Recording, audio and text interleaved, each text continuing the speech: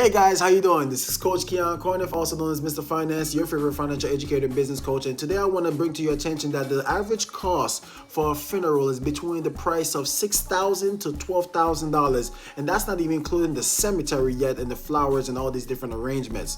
Did you know it only takes less than $1.66 a day to keep GoFundMe away?